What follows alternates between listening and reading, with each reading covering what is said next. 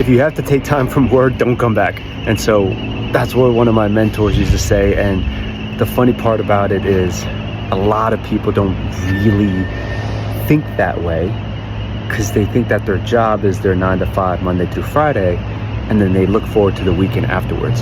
However, if you can work from home and travel while you actually do your job, that's the best case scenario. And so the best career to do that is in tech, specifically in a data or IT role. Data analytics, data engineering to be specific.